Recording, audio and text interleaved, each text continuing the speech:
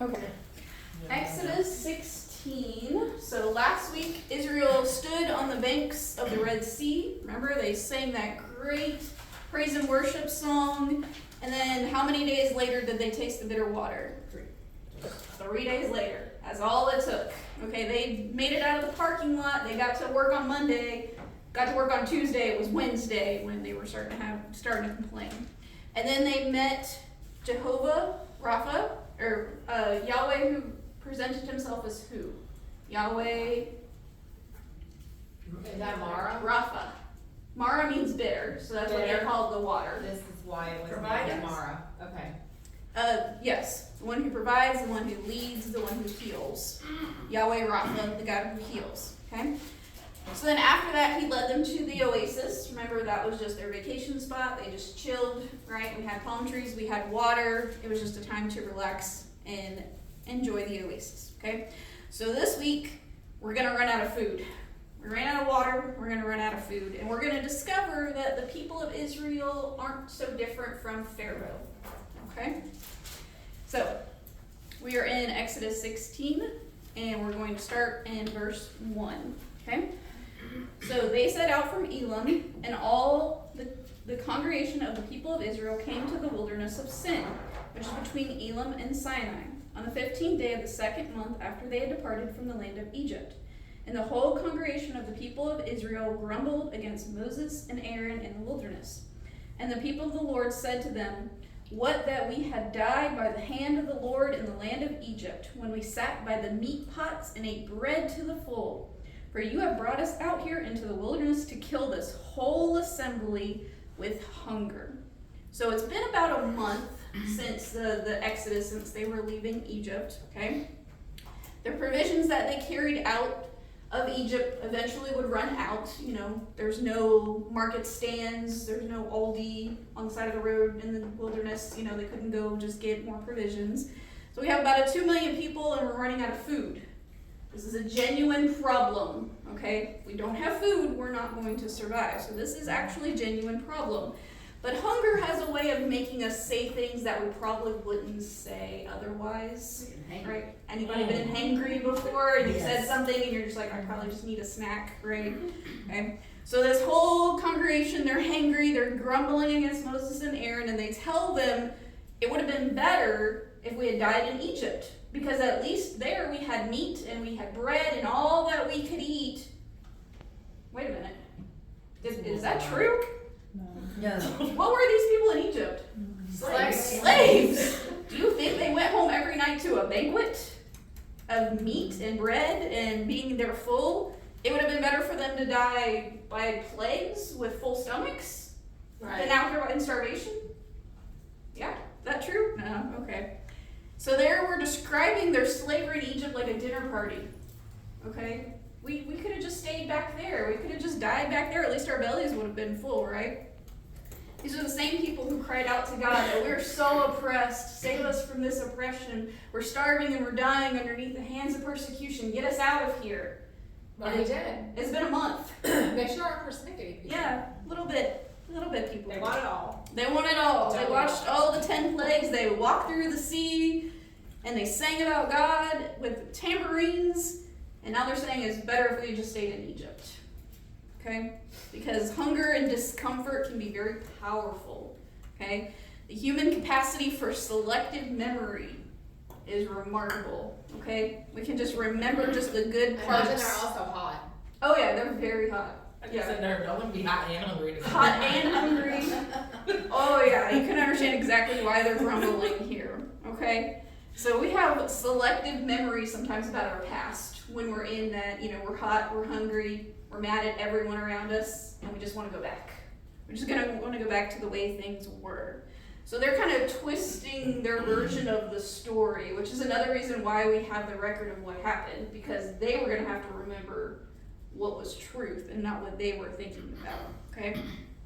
So they're having a hard time. They start romanticizing the past, their past life that God had delivered them from. And here's the uncomfortable truth. They weren't really grumbling against Moses and Aaron, because it wasn't Moses and Aaron who had gotten them out of Egypt. They were grumbling against God. They were grumbling against God, okay? Their hard hearts looked reflected of Pharaoh. Remember Pharaoh's hard heart that we went over through each and every plague? So different circumstances, same posture. Okay, same posture of the heart. They were looking back at Egypt with general nostalgia. Oh, it would just been better if we had just gone back to Egypt. Okay, you were remembering their past, but remembering it wrong. And this can happen to us too. When we have really hard seasons, sometimes we just want to go back to what God saved us from because it's comfortable and it's easy and it's what we know. Okay, so here's a question: how can we protect our memories of what God has delivered us from when we do go through those hard seasons? Journaling. Journaling. I can read your old journals. Absolutely, that's a great one. Yeah, who better to tell yourself what it was really like? You know? Then you realize, oh, well, things aren't that bad. I really don't want to go back there. I really don't. I've really grown a lot more than I thought I had. Yeah. Yeah, so these books of Moses were going to be their personal journals of what God had done for them. So remembering more accurately about what God had done for them. Okay, let's go on to verse 4. Then the Lord said to Moses, "Behold, I am about to rain bread from heaven for you, and the people shall go out and gather a day's portion every day, that he may test them, whether they will walk in my law or not. On the 6th day, when they prepare what they bring in, it will be twice as much as they gather daily." Oh. So Moses and Aaron said to all the people of Israel, "At evening you shall know that it was the Lord who brought you out of the hand of Egypt. In the morning you shall see the glory of the Lord, because he has heard your grumbling against the Lord. For what are we that you grumble against us?" And Moses said, "When the Lord gives you in the evening meat to eat, and in the morning bread to the full, because the Lord has heard your grumbling that you grumble against him, what are we? Your grumbling is not against us, but against the Lord." Okay? So God heard their grumbling, and he responded not what they deserved. So put yourself in God's shoes for a minute. You've done all of this for your people, and then they start complaining. What is our natural reaction of what we would probably do? Complain. Ignore it. Ignore them, smite a couple of them, right? Yeah. You want to remember some of the plagues that happened? I'll send some plagues on you, remind Here's you. another one. Here's another one. Right? How about we take some laps? You want to see how hot I can But make it sounds like he's about to test them. Oh, he's going to test them, Because right? they're going to be greedy and take more bread and stuff than they need. I can feel it. Spoiler happening. alert, getting ahead of the story. No, I didn't read it. I just feel like it's about to happen. She's just about to learn. No, you know better than that. You know I didn't know. I don't know anything. You're learning to read your Bible.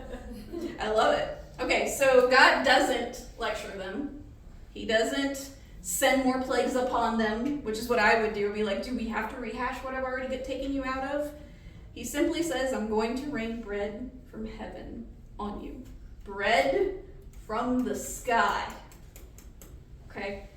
Food of And he angels, says, I mean, you wasn't have it? to know that something that he's going to test. It's like when you were a kid and you knew you were going to get in trouble and your parents were just like, Mm-hmm. "I'm just disappointed." It's like, okay, kid, just give me the lecture instead of telling me you're disappointed. Like, I'll take the lecture. Like, Right. just give it Be to mad at me. me. Like, please, you know what I mean? Like, just, Don't teach me a lesson. right, Just just be mad at you me. know what I mean? I'll take the lecture, I'll take the Uh-huh. spanking. Please don't tell me you're disappointed. Like, just, Mm-hmm. I do that with a lot with my kids. When I say you're about to learn a lesson, they know that's worse than me being mad at them. mm-hmm. Yeah, this is how God was running. What did you say, Tammy? I was gonna say, wasn't it the food of the angels is what the It manna referred was? to later in the New Testament. as Right, the so food of they were angels. given food that the angels eat, and Mhm. they still weren't grateful. Absolutely. All right, so he says, "I'm going to give you bread every day, but on the 6th day, there's going to be twice as much out there to take care of the 7th day because I want you to rest. Okay, I'm going to provide for you." And he calls it a test. He wants to see if they're going to be obedient in his instructions. So he's not just solving their food problem, okay? He's putting them in a situation where they're going to be tested, where they're going to have to learn, because who are they? These are slaves. They don't know any better, okay? They had to work every day in order to put bread on their table. If you didn't go to work, you did not eat, period. End of story. They also have to scavenge, they have to save, they have to hoard because they don't know if they're going to be able to earn enough money tomorrow to provide for their family, okay? They're having to do all of this for hundreds of years. They're having to survive this way. So this is the mentality that they're under. So God is going to be changing this mentality every day. Are you going to trust me that I'm going to tell you to do this? We also have to remember that they don't know what's coming. We know because we know the rest of the story. They don't know that they're going to be wandering in the desert for 40 years. They think that they're on their way to Canaan. So God said, okay, I'm going to provide bread for you every day, and on the 6th day you're going to have to get twice as much as on the 7th day you're going to have to rest. And I would want to see the travel itinerary. Are we there yet? What are you going to provide for us? This is going to take a while. We're having to go the long scenic route, right? How long is this going to take to get here, right? Okay, this is just going to happen for like a month, right? Why did it take 40 years? Because they're going to be disobedient. God's going to judge the disobedience. Yeah. We're going to get there. We're not there yet. They're just getting Is it in started Exodus though? with their disobedience. You learn about the 40 years in Exodus? There's some of it in Exodus, and then when it gets more into like Deuteronomy and stuff, it really gets deep into it. Okay. But yeah, by the time we get to Exodus, we're gonna see hints of the disobedient, but not the like actual. Not the Guess what? 40 years. 40 buddy. years. That's more like Deuteronomy. Okay. Yeah. Okay. Okay. So they're going to have to trust every day. They don't know how long for. Okay. God does. He knows. I'm going to be providing for these people for 40 years. Just watch me, okay? They just know, okay, we're going to have to have provisions for tomorrow. Just tomorrow, right? Because God could have just given them a banquet for that night, right? And then said, you're on your own after tonight. I'll feed you tonight, but you're on your own for tomorrow. I was gonna say, why can't they hunt and take care of themselves? They're not hunters. They're No. slaves. Yeah. Figure it out. If They you're don't not know how to hungry, do you're gonna have this. to, I mean, I don't know that I could eat a Yeah. bug or. They don't know how to do I it. guess if I was wandering in the woods and needed some Eat some food, I'd figure it grasshoppers. out. Yeah. So, but we're also in a wilderness, so we don't have like game running around. We It's don't the have wilderness, like how come we don't? we're talking like desert. Oh, okay, Yeah. never mind. Yeah. Not, You're also having to feed 2 million people. they can feed themselves. You're not just running up to a Chick-fil-A, right? You're on your own. You Everybody for themselves. You're not God. Yeah, imagine that. Imagine then they would have had to split off. And Well, go I all just, these when I mean by ways. you're on your own, I would think that each Yeah, family but would be each family responsible would be for responsible. feeding their family. Yeah, is what but I then meant. you have to go and travel, and then you Right. get lost, and Right. you know you might be attacked by some wild animals. So it is a big, huge problem that we're having to deal with here. But it's going to be a test of faith. Are you gonna believe me that I'm gonna do what I'm gonna say I'm gonna do? And it's not gonna be an easy lesson. God's having to undo all of these survival instincts and these mentalities one step at a time. But I love Moses and Aaron here. They have the right perspective. They say, listen, I know you're grumbling against us, but you don't really have a problem with us. You have a problem with God. Okay? And God's the one who's going to answer you. Okay? Alright, so let's go to verse 9. Then Moses said to Aaron, say to the whole congregation of the people of Israel, come near before the Lord, for he has heard your grumbling. And as soon as Aaron spoke to the whole congregation of the people of Israel, they looked toward the wilderness, and behold, the glory of the Lord appeared in the cloud. And the Lord said to Moses, I have heard the grumbling of the people of Israel. Say to them, at twilight you shall eat meat, and in the morning you shall be filled with bread. Then you shall know that I am the Lord your God. Okay? So Moses tells Aaron, Aaron's our prophet, he's our mouthpiece, he's supposed to be the one talking to the whole congregation. He's like, get them all together because God has something to say. Okay? So while Aaron is relaying this message to the people, they turn and they look towards the desert, and there is the cloud, the pillar of cloud that shows up for them. Okay? And they see the glory of the Lord just appearing in this cloud. And we don't know exactly what that means for us. We don't know if it gets brighter, or if it gets shiny, if it sparkles. Well, We don't in know my what that world, I'm means. thinking a nice white fluffy cloud. Big white fluffy pillar On a cloud blue all the sky. way down on this blue sky, all the way up from heaven to the earth. Yes. Okay? So God shows up, but not because they deserve it. Okay? And he doesn't show up to just wipe them all out and start all over again. He shows up because he heard them. He wants them to see, hey, I'm here. I hear you. I see you. I know what's happening, and I'm going to be present here. And he says, I know that you're hungry, and I'm going to feed you. Okay? So he tells Moses, The reason why he's doing all of this, he wants them to realize, I am their God. I am your God. He's still revealing his relationship side of him because he didn't have to show up in the pillar. He didn't have to talk to Moses. He does not have to do any of this. Okay? He could have just made the bread appear and not say a word. But he's explaining to them what's going on. He's patient with their grumbling. He is going to be more than generous with his provision. And he's going to use both his patience and his generosity to build them up in the knowledge of him. This is who your God is. Because the answer that the plagues asked the question, who is Yahweh? This is Yahweh. This is the one. He doesn't just destroy all the false gods. So He's for there 40 you years, every these day. people test him? Mm-hmm. Yeah. They are slow learners. Yes. And he's patient. And he is patient. Merciful. Merciful. God. Beyond belief. Absolutely. That is what this whole story is all about. Is how patient, merciful God is. That is.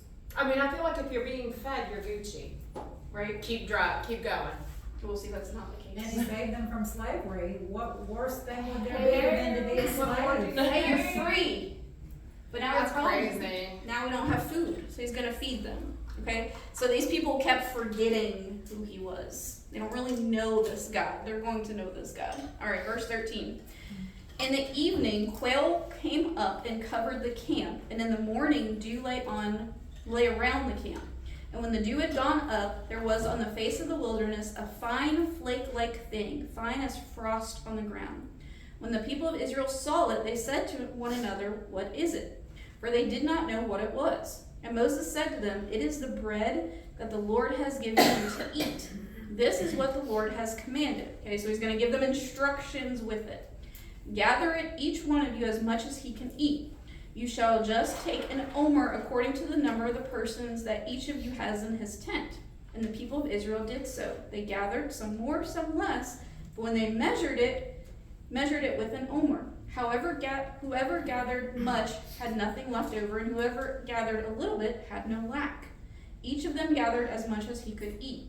And Moses said to them, let no one leave any of it over until the morning.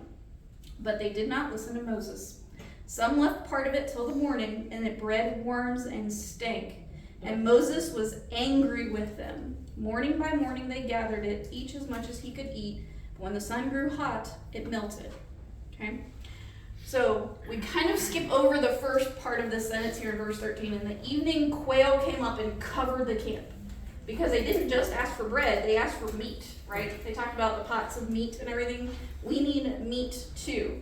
So quail. Do you want him to cook it for him too? No. And they have to catch it. But quail are these little birds. They fly pretty low to the ground. They don't like take off and they don't fly really high. They fly kind of low to the ground. And they tire really easily.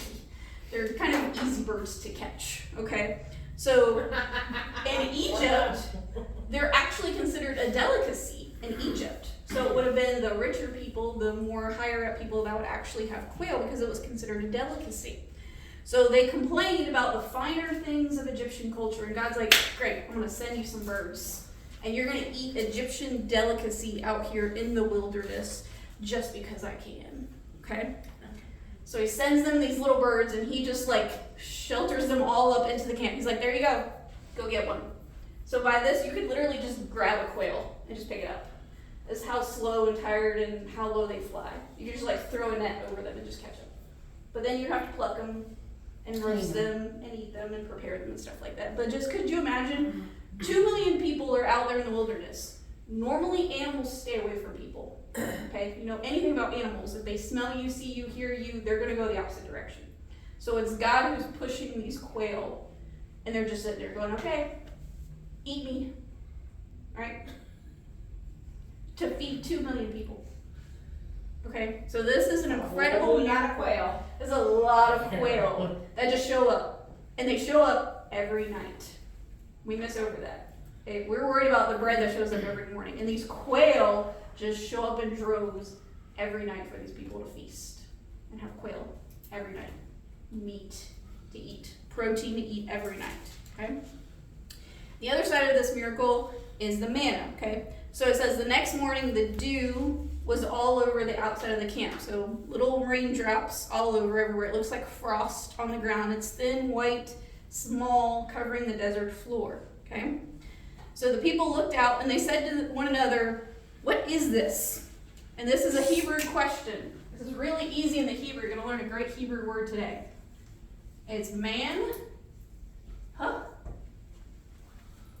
manna. We call manna.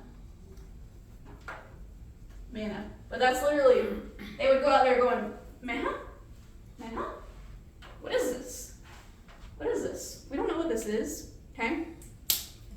Moses told them what it is. He said, "This is the bread of Yahweh that Yahweh has given you to eat.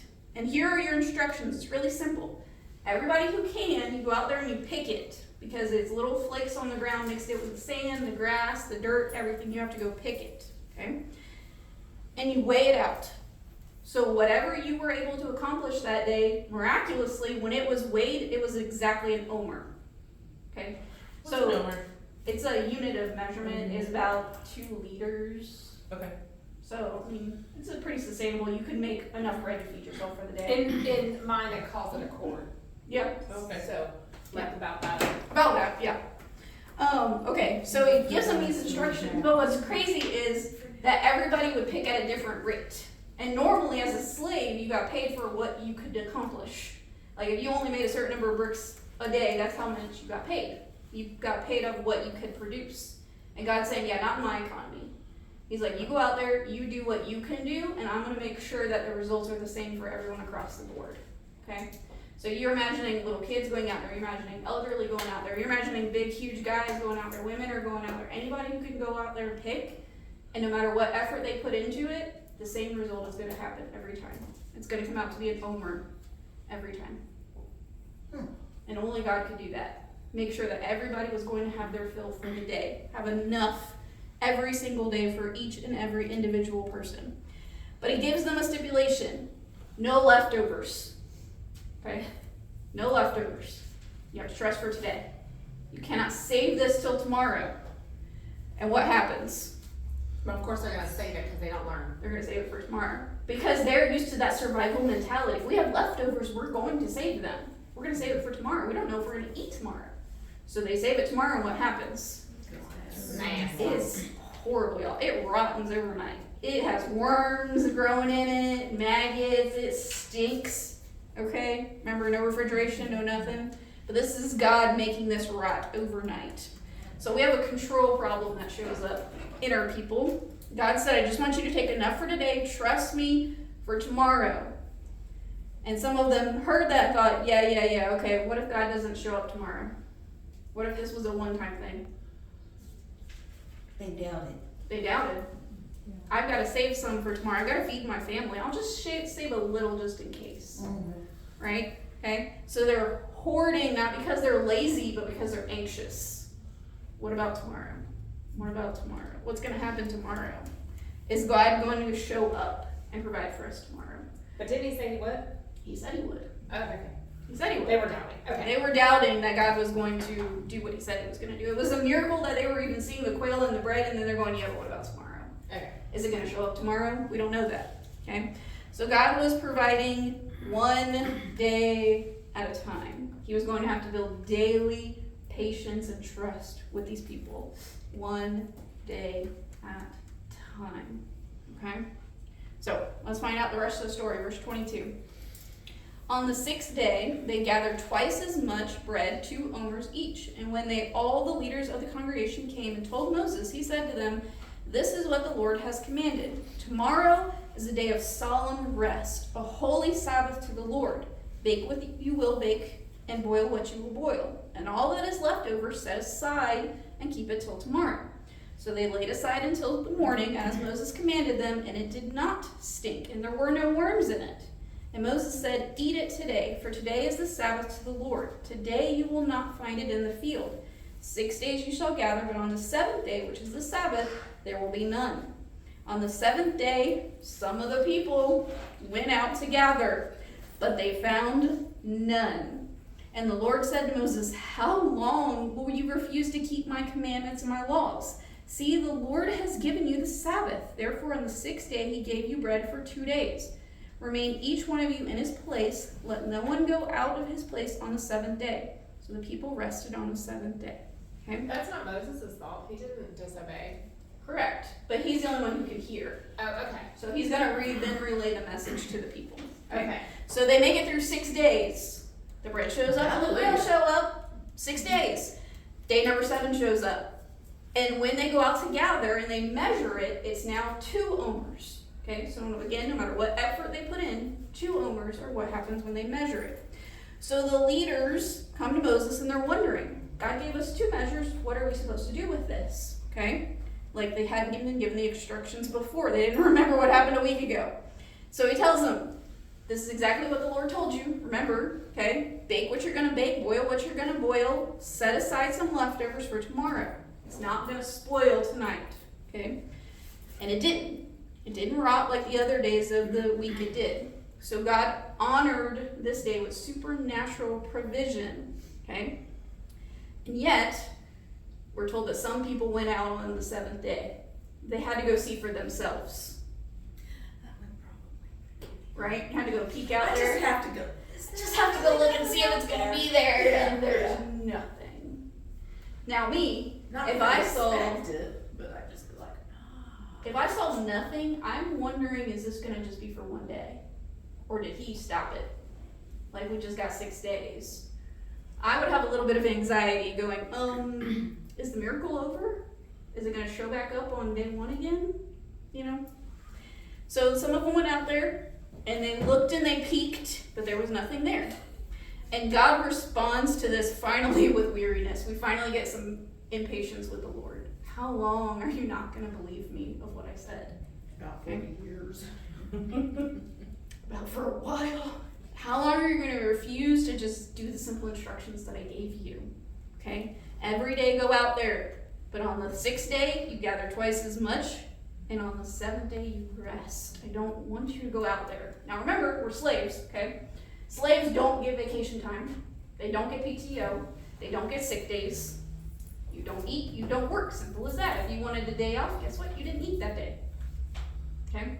So now they're being told, I want you to take a day off. Every single week. That's not what the ancient world did. We did not have days off. Okay? We did not have weekends. You worked every day. You got up every day and you went to work and you provided for your family. So this is a wild concept to them, to take a day off every day. You do not have to work and I will still provide for you. Sitting there looking at his mom, What do we do? We just sit here and stare at each other for a day? Like we can't work? We can't do anything? Okay? So God is building all of this in here. build sandcastles. Build sandcastles. Okay? So that rest required faith. So this is the lesson of the Sabbath and the manna. Stop working, stop gathering, stop managing, stop securing, stop accumulating. I am going to have it covered. This is what the Lord is telling them. Okay? And this was genuinely hard for them to stop because stop meant suffering. Stop meant starving. Stop meant something was going to happen to them. Okay? So God is trying to teach them the opposite. Sometimes stopping is the most faithful thing you can do because you got to trust me. Because I told you I was going to take care of you. Okay? All right, so let's read the rest of the chapter. Now the house of Israel called its name manna. It was like coriander seed white, and the taste of it was like wafers made with honey. Moses said, "This is what the Lord has commanded. Let an omer of it be kept throughout your generations, so that they may see the bread with which I fed you in the wilderness, when I brought you out of the land of Egypt." And Moses said to Aaron, "Take a jar and put in an omer of manna in it and place it before the Lord to keep it throughout your generations." As the Lord commanded Moses, so Aaron placed it before the testimony to be kept. The people of Israel ate manna 40 years, till they came to the inhabitable land. They ate manna till they came to the border of the land of Canaan. And then omer is a 10th part of an ephah, in case you were wondering. All right, so here we get a description of what this manna was like. So you have to remember, Moses is writing this long after it's happened. So he's kind of going back and giving a little bit of commentary about this manna, because all of us are going, we have questions, right? What did this look like? What did this taste like? How do you work with it, okay? So he's saying it's white, it's little, like a little coriander seed, but it tastes sweet. It tastes like honey and wafer, so they could literally just eat it plain. Okay, remember, we can't eat flour plain. Okay, we're gonna get E. coli if we're gonna eat flour plain, right? So he's saying they could even eat it without baking it. They could use it as a baking tool to make bread. So it's not just sustenance. He could have just made it taste like nothing, right? Could have just been like flour and tasted like nothing. It was pleasant to them, okay? So God's just not doing the bare minimum here. He's doing above and beyond here. It's making it taste sweet. So even while you're out there picking, like, picking berries, you can be out there taste testing as you're going along, okay? And then God tells Moses, I want you to take a jar and I want you to fill it with some manna and you're going to keep it throughout the generations so that future Israelites could see what the manna looked like, okay? And my question would be, how long are we going to eat manna, right? This is only going to take us like a month to get to Canaan, right? We're going to put it up on a pedestal, right, when we get to Canaan. I also like that they had just seen that it spoils overnight. Uh-huh. That's supposed to last And I'm going to put it in a jar, generations to come. and it's going to last for hundreds of generations? What's going to happen to this one? Is it going to stink when we pull off the lid and show them what it looks like? He said, no, I'm going to keep that jar for a testimony of what the Lord can do. You think I'm good at keeping it overnight? Watch me keep it for a couple hundred years, okay? Did we ever hear about the jar again? Yes. We're going to see the jar again. In Exodus. In Exodus, yes. We're gonna put it in something very special outside of the jar. Okay, so Moses kind of gives this summary and he kind of tells us the plot before it's even happened. He says they ate manna for 40 years while they're wandering around in the desert before they even get to Canaan. So spoiler alert, if you haven't read the rest of the story, Moses tells us what's going to happen. We're gonna have 40 years of this, 6 days a week. And then 1 day of rest. Every day for 40 years. The bread's going to show up every morning. The quail's going to show up every night. Okay? Even while they're complaining, even when they disobey, even when they mutiny, even when they build the golden calf, even when they want to go back to Egypt, because that's not the last time they want to go back to Egypt, the manna keeps coming. The quail keep coming. Through it all. So God is the only one at this point who knows what's going to happen. He's the only one who knows they're going to do this for 40 years. But he's going to provide for this journey that they're all going to go on, even right now, even when they have no idea what's coming their way. God is going to be there faithfully every day without interruption, no matter what they do. No matter on the days where they believe, no matter on the days where they mutiny. The bread's going to be there, the quail's going to be there. Because he is a God who can provide despite whether we deserve it that day or not. Okay? So, he's going to do what he said he was going to do. 40 years of provision. He never missed a single morning. He provided for them. So this is the picture of God's faithfulness outlasting human failure. Because they're going to fail time and time and time again. We're not done with their failures yet. They got big ones coming our way. And yet, God is faithful to his people because he said, I'm going to do it. And that's the end of the story with him. I said I'm going to do it and I'm going to do it. It doesn't matter what you do. I'm going to be faithful. All right, so here's your challenge for this week. I want you to identify one area where you are trying to hold on to it like the manna. And God's going, let it go. I got it. I got this. I'm going to provide for you. Okay, so that's your challenge. What are you just holding on to that you feel like you have to manage, you have to hold secure and firm, and God's going, just trust me. I got this. Okay? Paying next week's bills without